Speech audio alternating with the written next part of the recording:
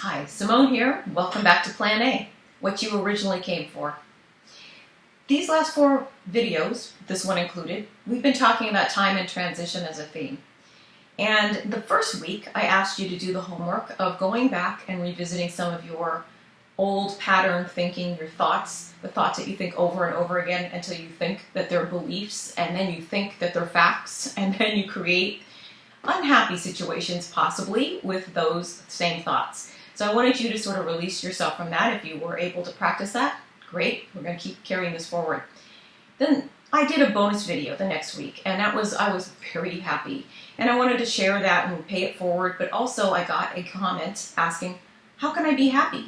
Which is both a very deep question and one that's very broad and general, so I try to hit it in the middle. You can go back and revisit all of these.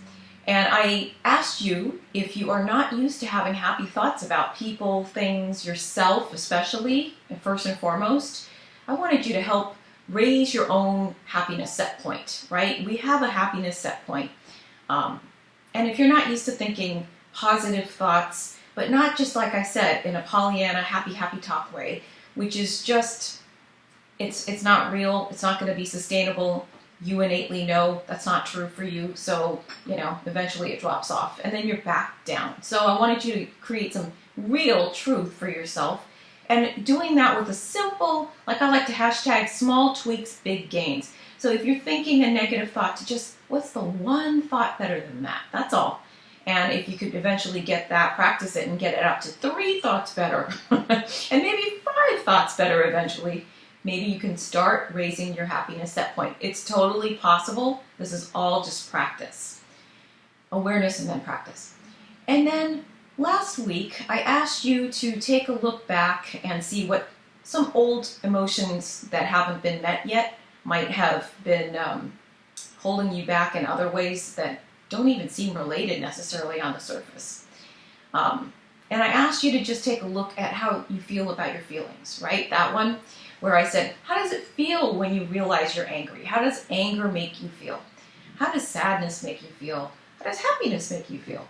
And I was also speaking to those of you who pride yourselves in not crying. I used to be an I don't cry person either, and now I am thrilled that I am free to cry as appropriate and when necessary. I can tap into that aspect of myself. So I'm going to ask you to bring all those homeworks, those practices together this week. This is our last week of time and transition once again.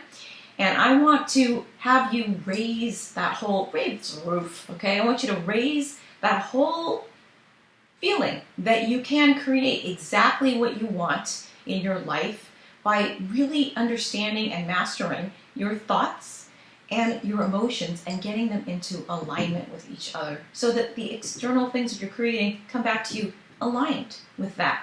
You're doing that anyway. Why not do it with meaning and with more positive and upbeat way of living that I think most of us want? So I'm just going to ask you to bring those homeworks together and moving forward, keep practicing each of those pieces and maybe just add, what else can I do to create a better life for myself? Question that you can just keep asking as you go up your spiral, up level. That's enough. It's a lot. So be good to yourself. I will talk to you next Friday. This is a lot. Bring it together, see where you are, and I'll talk to you then. Bye.